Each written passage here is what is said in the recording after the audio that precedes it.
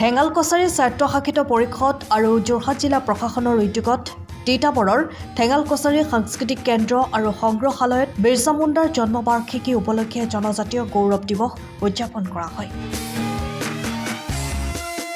এই দিৱসত মুখ্য অতিথি হিচাপে উপস্থিত থাকে পদ্মশ্ৰী যাদৱ পায়েং।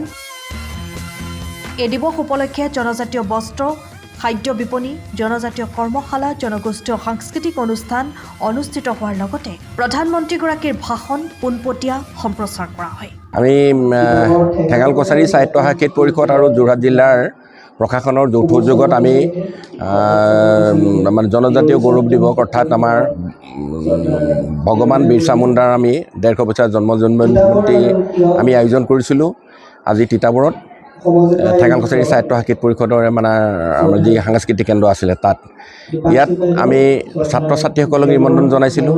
ইয়ালৈ আমাৰ আজি অনুষ্ঠানটো আটাইতকৈ বেছি ভাল লগা হৈছে আমি অৰণ্য মানৱ পদ্মশ্ৰী যাদৱ পায়েং ডাঙৰীয়াক নিমন্ত্ৰণ কৰি তেখেতে আহিছিলে। আমাৰ ইয়াত মুখ্য অতিথি হিচাপে উপস্থিত আছেহি, আমাৰ ছাত্ৰ ছাত্ৰীসকল উপস্থিত আছে, বিভিন্ন প্ৰান্তৰ যোৰহাট জিলাৰ জনজাতিৰ যিসকল বিশিষ্ট নেতা সেইসকল আহি উপস্থিত হৈছেহি, সাহিত্যিকসকল উপস্থিত আছে, বিশিষ্ট খেলুৱৈ উপস্থিত হৈছে, খাদ্য মেলা আমি আয়োজন কৰিছোঁ, ছাত্ৰ ছাত্ৰীসকলৰ বাবে আমি ছেমিনাৰ আয়োজন কৰিছোঁ আৰু যে এই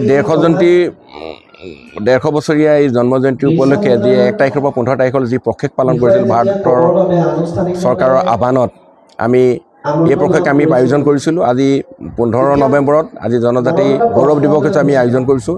ইয়াৰ লগে লগে আমি আজি খন্তেক পিছতে আমাৰ যশস্বী প্ৰধানমন্ত্ৰী ভাৰতৰ নৰেন্দ্ৰ মোদী ডাঙৰীয়াৰ এটা বক্তব্য আগবঢ়াব, তাকো আমি ছাত্ৰ ছাত্ৰীসকলক আৰু আমাৰ ইয়াত সমবেত ৰাইজক শুনোৱাৰ ব্যৱস্থা কৰিছোঁ।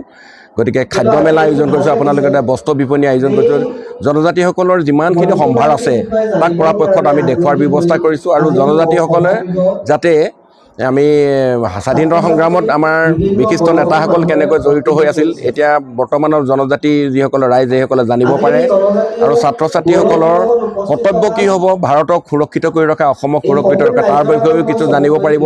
তাৰ বাবে ছেমিনাৰ আয়োজন কৰিছোঁ আৰু বিশিষ্ট ব্যক্তি বক্তাসকলক নিমন্ত্ৰণ কৰিছোঁ, যাৰ বাবে তেখেতসকলে জ্ঞানৰ এটা টোপোলা লৈ ইয়াৰ পৰা গুচি যাব পাৰিব। ধন্যবাদ। সময়ৰ খবৰ সময়ত পাবলৈ ফলো কৰক টাইম অফ